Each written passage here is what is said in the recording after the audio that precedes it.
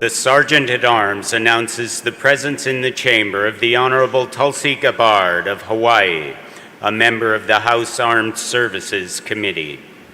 She is escorted by Major General Arthur J. Logan, the Adjutant General of Hawaii, and Major General retired Gus Hargett, the President of the National Guard Association of the United States.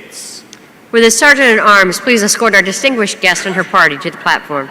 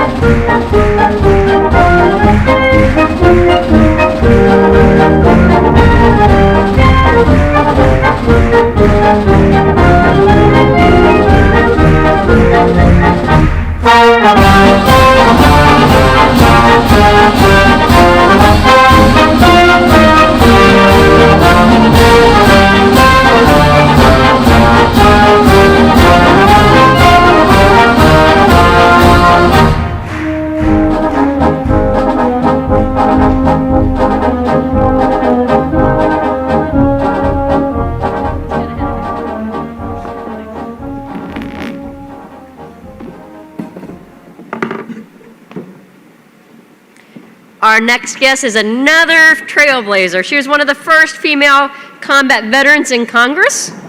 But let me put that in a little more context. She deployed twice.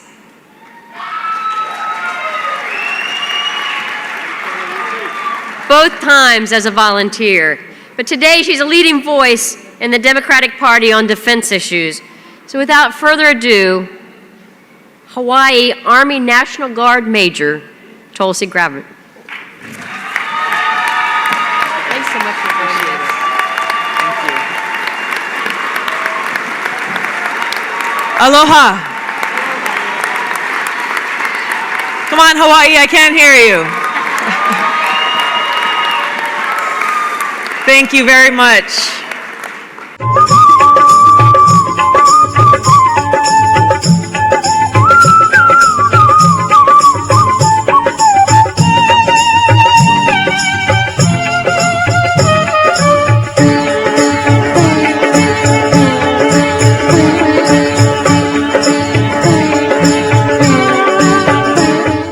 U.S. Congresswoman Tulsi Gabbard is well known for many reasons. She represents Hawaii and Hawaii's 2nd District. She's one of 2 female combat veterans ever to serve in Congress. And she is its first and only Hindu member. She serves on the House Armed Services Committee and House Foreign Affairs Committee. All the things you can read in the little book there. But I had the opportunity to sit with Tulsi. We've met a few times before.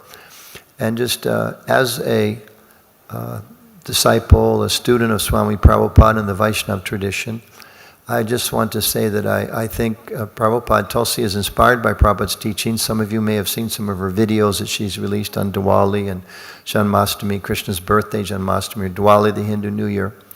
She's very much inspired and sees Prabhupada as her mentor. I'm sure she's going to mention that. But Shesha talked about the next 50 years. And I'll just say that I think we all see that there's an opportunity and need in the world at this time. There are deep religious values we all hold, whether Catholic or Hindu, Jewish, Protestant, Buddhist, etc., Zoroastrian. And that they're shared values. And we would all hope that those would be values that we live not just as religious people, but also as businessmen and businesswomen, and as neighbors, and as educators, and whatever walk of life we're called through. And I think Tulsi really represents, and I don't say that as Democrat or Republican, that's not our issue here at all. but just that I followed her career a little bit, and she is a woman, I think, who's taken the spiritual values of Vaishnavism, and she's doing her best to try to apply those in terms of giving some, we would say, enlightened leadership to the country. And she's taken many stances that weren't necessarily popular, but done so with a spirit of trying to really serve people. And I think Prabhupada's very proud of her, and we're all very grateful. And let's give Tulsi a nice warm welcome.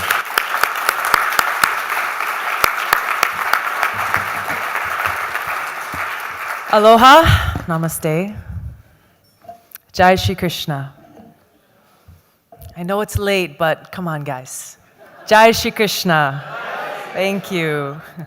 I really feel truly blessed and honored to have this opportunity to be here with you tonight for this most auspicious celebration. Anutamadas spoke with me about this celebration several months ago, and we worked very hard to make sure that I was very grateful to have the opportunity to be here tonight, so thank you very much for the invitation. It's impossible to fully describe the innumerable spiritual truths gifted to us by A.C. Bhaktivedanta Swami Prabhupada. I will attempt to highlight one key profound insight that I find to be so relevant and deeply needed in the world we live in today. Srila Prabhupada established unequivocally that real spiritual understanding, or real religion, transcends sectarianism, as we've seen so beautifully here tonight. Just 2 weeks ago, it brought me great sadness to hear that an Iskcon temple in northeastern Bangladesh was attacked, and a number of people were injured simply for engaging in kirtan during Muslim prayer time. In June, ISIS claimed responsibility for hacking to death a Hindu priest, a Hindu monastery worker, and a Christian grocer in Bangladesh. In recent months, not only Hindus and Christians, but also moderate Muslims, secularists, humanists, and other members of religious minorities have been attacked and killed in places like Pakistan, Bangladesh, Malaysia, Kashmir, and Bhutan. So it causes us to ask the question, what is the cause of this violence and this insanity? Srila Bhaktivinoda Thakur once stated that party spirit or sectarianism is the greatest enemy of mankind. Someone thinks, I'm a Muslim and this person is a Christian, therefore we must be enemies. Or I worship Krishna and this other person worships Allah, therefore we are enemies.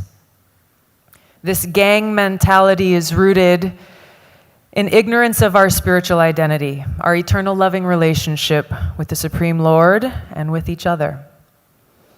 A reporter once asked A.C. Bhaktivedanta Swami Prabhupada if he found any conflict in drawing on the Bible, the Quran, the Torah, as well as Vedic scriptures in his teachings. And he replied, no, I don't find any conflict, because the ultimate goal is God. So you have to understand God and try to love Him. Srila Prabhupada taught us this simple truth. Just love God. Just love Krishna. That it's not about one organization or another, or one religion or another. Real religion is understanding, knowing, and loving God. And each and every one of us, whether we call ourselves a Muslim, a Christian, or a Hindu, or any other designation, we each have this intrinsic opportunity to cultivate our own personal loving relationship with God. The sectarian violence and religious intolerance that we see around the world today springs from this idea that there are many gods and that each god has his own name. This is false. It's not that there are many gods competing with each other. Rather, there is one Supreme Lord who has many names. And by hearing and chanting and praising the names of God, anyone from any faith or tradition can awaken and cultivate his or her natural love for Him. Srila Prabhupada quotes Sri Chaitanya Mahaprabhu, "Pure love for Krishna is eternally established in the hearts of living entities. It is not something to be gained from another source. When the heart is purified by hearing and chanting, this love naturally awakens." When Sri Chaitanya Mahaprabhu appeared on this planet 500 years ago and inaugurated this process of hearing and chanting the names of God, he didn't come to establish a new religion. He came to teach everyone that we can completely transcend sectarianism and achieve the perfection of religion simply by hearing and chanting the names of God in a humble state of mind. This hearing and chanting of the names of God purifies our heart so that we're able to actually experience that nectar of love for God. Lord Chaitanya prays, "O my Lord, your holy name alone can render all benediction to living beings. And thus you have hundreds and millions of names like Krishna, Govinda, and so on. In these transcendental names, you have invested all of your transcendental energies." Srila Prabhupada doesn't say that there is a Christian God, a Hindu God, and a Muslim God.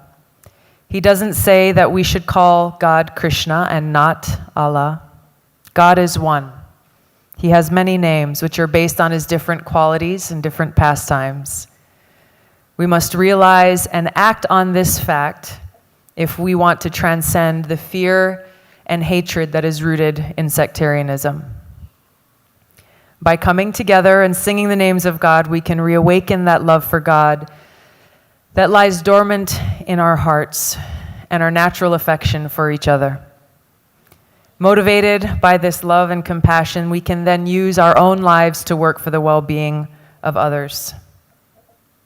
So we humbly beg for the blessings of Srila Bhaktivedanta Swami Prabhupada that we may be able to chant the holy names of Krishna with love and devotion.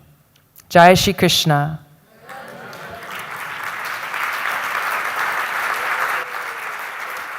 Srila Bhaktivedanta Swami Prabhupada ki jai. Srila Bhaktivedanta Swami Prabhupada ki jai. Now please join me now as we chant the names of Krishna together. Hare Krishna, Hare Krishna, Krishna Krishna, Hare Hare, Hare Rama, Hare Rama, Hare Hare. Please chant. Hare Krishna, Krishna Krishna, Hare Hare, Hare Rama, Rama Rama, Hare Hare, Hare Krishna, Krishna Krishna, Hare Hare, Hare Rama, Rama Rama, Hare Hare,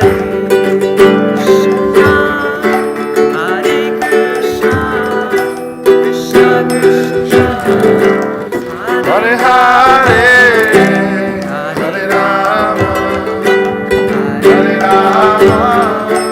Rama Rama, Hare Hare, Hare Krishna, Krishna Krishna, Hare Hare, Hare Rama,